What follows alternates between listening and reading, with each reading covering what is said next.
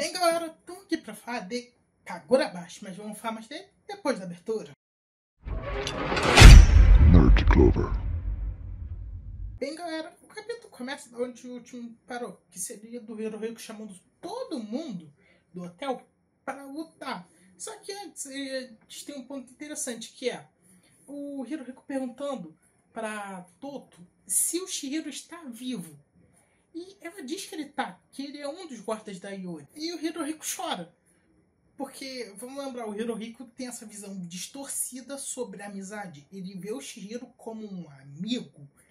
O que é bizarro, distorcido, mas o Hirohiko é isso. É como se ele fosse uma versão distorcida do Chihiro. É uma coisa que eu interpreto assim. Então ele chama todo mundo do hotel pro fight. E bem, a Toto vê que, olha, mesmo os empregados do hotel sendo espadachins, cada um tem um nível diferente. E o real problema é o gerente, que é o mestre dali, e que tem um monte de discípulos, ensinou todo mundo ali no hotel a esgrima deles, e ele é o mais perigoso. E isso possa vir a ser um problema pro Hirohiko. A Toto tá com medo, não quer entrar, mesmo ela já tendo oferecido ajuda pro Hirohiko 2 vezes nesse capítulo. Então nós vemos o cara desafiando o Hirohiko, dizendo que ele não pode fazer o que quiser, e ele reconhece a marca do Hishaku. Ele vai atacar o Hirohiko, que o Hirohiko bloqueia com muita dificuldade. E ele vê que, cara, eu não tô no nível. Eu, mesmo portando uma Yontou, eu não tô no nível do Chihiro. E isso é uma coisa interessante. O Hirohiko também está vindo a se tornar um espadachim, querendo ter um domínio da espada. Só que ele, diferente do Chihiro, nunca portou uma espada antes. O Chihiro tem a vantagem de ter 3 anos com a espada mágica e ter mais experiência nisso, e ter mais experiência no manejo da própria espada. E o Hirohiko, nesse meio tempo, vai tentar se igualar. Então, mesmo que quando os dois forem lutar com espadas mágicas, eu vejo que o Chihiro pode ter uma dificuldade, porque o Hirohiko é um dos melhores do Hishaku em feitiçaria, mas ele não teria uma experiência que o Chihiro tem com a espada mágica, não tem uma sinergia tão boa com a espada dele. Então o Chihiro poderia se aproveitar disso e ainda aproveitar que ele é um espadachim há mais tempo, né? Que ele não é por não ter uma postura, ele tem mais prática, mais experiência na arte da espada, para fazer isso na luta dele ser o fator que desequilibra a luta a favor do Chihiro. Eu acho que seria assim que a luta deles decorrerá a partir de agora. O Chihiro abusando da experiência dele e o Hirohiko tentando se adaptar a esse estilo de luta, mesmo ele se mostrando um aluno genial, sendo alguém um prodígio. Porque, como a Toto disse, ele é um dos melhores usuários de magia do Hishaku, mas ele não tem experiência em uso de espadas. Ele próprio lembra das palavras do Kurigiri e da conversa dele com o Chihiro.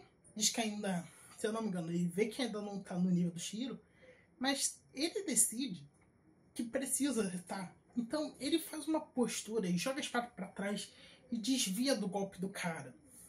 E ele desafia todo mundo novamente, dizendo: ah, porque não vem todos vocês juntos? Tanto no primeiro momento um sinal de arrogância, mas ele decepou o braço do gerente. E surpreende o cara, que reconhece que não conseguiu entender aquela postura estranha do Hirohiko. O que o Hirohiko fez? Ele pensou nas palavras do Kurigiri, ele pensou nesse lance de postura. E pelo que ele diz, quando o Kurigiri pergunta quem é o mestre dele, o Hirohiko diz que é um discípulo da liberdade. O que isso quer dizer? Quer dizer que o Hirohiko está criando seu próprio estilo, que é algo mais livre, algo mais maleável, não quer algo tão rígido, não se prender a uma postura, mostrando essa diferença dele para o Chihiro. Enquanto o Chihiro quer dominar a postura da pureza branca, o Hirohiko está criando algo mais único. Eu acho que o Chihiro vai dominar a postura da pureza branca, mas vai alterá-la, adicionando movimentos de aliados inimigos ao seu leque de habilidades com a espada, e assim tornando o seu repertório único, enquanto o Hirohiko criará seu próprio repertório. O que é interessante isso. E, gente, eu gostaria que essa luta tivesse durado um pouco mais. Porque a gente mal viu como é esse estilo reggae de luta. O cara, o gerente, mal teve tempo de tela e já perdeu um braço. E a gente sabe que com certeza vai morrer. Quem lê o capítulo sabe disso. Então, eu acho que deveria ter dado um pouquinho mais de... alongado um pouquinho mais. Eu sei que tá agora baixar, mas podia deixar essa luta durar um pouquinho mais só pra gente entender melhor esse estilo de combate dele. Então, passamos pro quarto da Hiyori, ela despertando, conversando com o Chihiro. E ela questiona o Chihiro sobre alguns pontos. Primeiro, ela pergunta sobre o Makizumi. E ainda diz que eles ficaram a noite toda se revezando, assim podendo fazer o seu e ajudar o Chihiro a treinar e a fazer a guarda. O Chihiro ficou a noite toda acordado treinando. E uma coisa, o que eu falei sobre o céu, cara, é realmente, o céu do Japão inteiro tá negro, tá escuro, tá escurecido. Não, mesmo a luz do dia, ele é negro. Então, porra, a gente tem uma noção agora do que é um portador de espada mágica realmente poderoso. Porque o Chihiro não tem um feito assim, ele não fez nada comparável ao Sama, que mexeu com algo que não é físico. Porra! Caraca, isso é doideira. E ela vai conversando com o Chihiro, questionando ele sobre algumas coisas, tipo, você sempre esteve nessa guerra feroz? Você sempre passou por isso? O Chihiro diz que, olha, eu nunca fui para uma escola. Isso é uma tristeza a gente parar para pensar, refletir na vida do Chihiro, o quão triste ele não pôde aproveitar coisas normais, ir para a escola, ter amigos. E a única família que ele tinha foi morta, foi tirada dele, ele teve que entrar desde cedo em um mundo violento. É uma coisa bem triste de pensar e faz do Chihiro um personagem bem trágico se a gente for parar para pensar. Claro, a gente meio que esquece disso porque às vezes os... não às vezes, mas muitas vezes o Chihiro tá fazendo cápsulas legal, tá fazendo outra coisa, tem algo mais importante. Mas se o autor focasse mais nesse drama, nessa tragédia do Chihiro, eu acho que seria algo muito bem-vindo para a obra, para ter mais peso em todas as decisões do Chihiro e mostrar o quanto toda essa situação afeta ele. Porque como o Chihiro é poker face, a gente não conhece muito do exterior do que ele mostra, já que ele é bem poker face mesmo. Mas a gente tem coisa do Chihiro, mas no interior, para conhecer o quão quebrado ele é internamente. Porque ele é uma pessoa quebrada.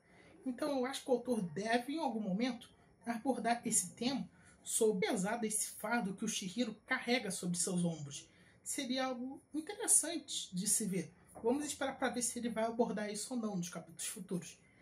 Então, o Chihiro pergunta qual foi a decisão da Hiyori. Ela, no primeiro momento, diz que lembra de algumas coisas, ela parece meio indecisa, meio falando que quer ver, mas aí ela não fala com tanta convicção. E, gente, ela tá realmente indecisa, porque é uma decisão bem difícil. E o Chihiro aqui revelou o nome dele, Rokuhiro. Explica que ele é, quem ele é, e fala que a situação dela é parecida com a dele. Ele consegue se simpatizar com ela e diz, olha, eu consigo entender a sua dúvida. E a única coisa que você pode fazer é decidir, porque suas duas realidades são a verdade. Não dá pra dizer que uma é errada ou não. Então, só você pode decidir, porque a própria tá em dúvida, é uma decisão difícil. Ela sabe que não vai poder mais ver os amigos, mas quer saber a verdade sobre si. Então, ela tá em uma encruzilhada. E no primeiro momento que alguém bate na porta e tenta atacar o Chihiro, o cara é dominado facilmente, o Chihiro acaba com ele. O Chihiro começa a fazer perguntas sobre, tipo, quem ele é. O cara diz que eu ia ganhar muito dinheiro escutando telefone. E peraí, como assim dinheiro? Tem dinheiro envolvido? É pela cabeça da Hiyori ou pelo do Chihiro? Tem coisa estranha aí. E se isso for manipulação do Chaco, bem, faria sentido. Mas eu não acho que eles gastariam isso e mandariam membros deles pra lá. Eu não acho que faz sentido. Então, pode ser do Kamunabi ou de uma nova força que a gente não conhece, hein? Vamos ver o que vai rolar. Talvez uma nova organização ou o Kamunabi começou a se movimentar. Não sei se é, mas eu estou curioso para ver. E tinha vindo mais gente. E o Chihiro acaba com todo mundo ali num maneiro, que tipo, aí olhando por um olho mágico, mas que acabando com os caras, que é um...